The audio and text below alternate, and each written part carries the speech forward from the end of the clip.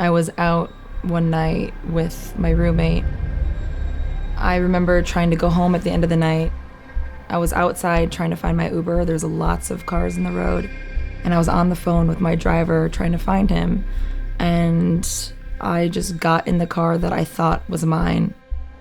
I remember he asked me for the address. I thought he was just confirming it, but everything else seemed totally fine. And then I fell asleep.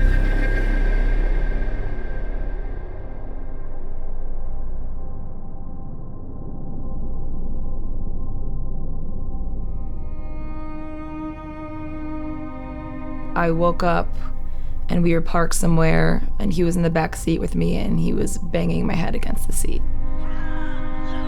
My first instinct was to fight as hard as I could, but I realized the harder I was fighting, the more hurt I was getting. I knew there was no way I was gonna overpower him, so I completely flipped tactics and I realized that I need to make this guy feel as comfortable as possible, because if he thinks for 1 second that I'm gonna go to the cops, then he's gonna kill me. He ordered me to take off my clothes, and I was raped.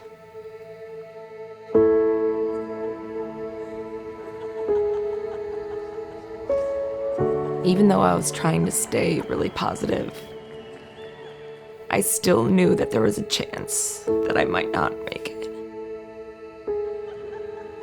Because I automatically was thinking about my family, like picturing them getting the call that I didn't make it.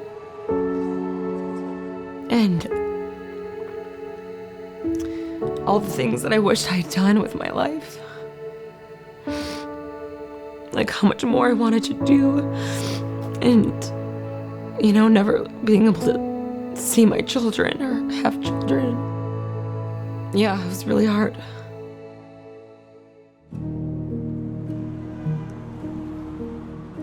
While it was happening, I could tell that he was starting to panic. So I remember seeing on a Grey's Anatomy episode that if you start talking about your life to an attacker, it will force them to humanize you and they'll be less inclined to hurt you. So with that in mind, I just started rambling about my life, and it just started this bizarre therapy session where his objective was for me to think that he was a good guy so that I wouldn't go to the cops, and my objective was for him to think that I just didn't care and I just wanted to go home, go to sleep so that he could let me go. And we pull up near the end of an alley, and I just remember slowly getting dressed thinking, I can't believe this guy's gonna let me go. There's no way this guy's actually gonna let me go. And I just grabbed my stuff, got out, and then he just zoomed off. And that's when it just all hit me, because I was keeping my cool for 3 hours straight. At first, I was totally in shock, and I didn't know it at the time, but I was just so happy to be alive. I didn't even realize the severity of what just happened to me.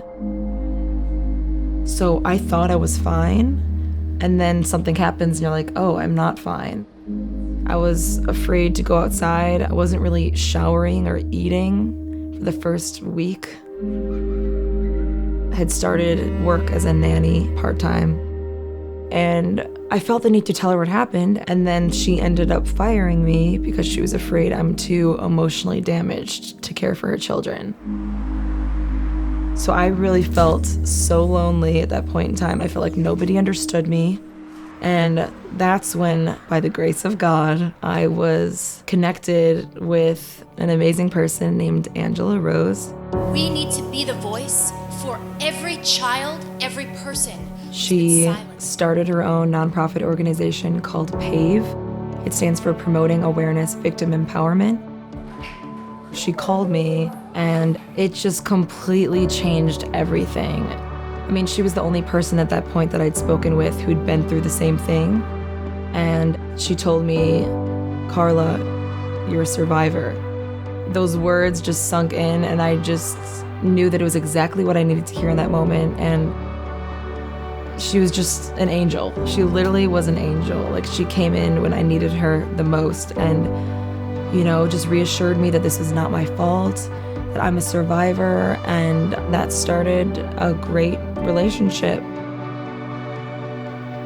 I think people have a tendency to feel sorry for me, but really I want people to know it's given me newfound appreciation of life, and I've just become way stronger because of it. It's made me appreciate the good in people much more than I did before. I've been able to help other people in a way that I never even imagined, and that's exactly what Angela did for me. I know there are so many girls out there that have gone through this and they feel so alone right now, and if they just had an organization like PAVE to lean on, it could change their lives, just like it changed my life.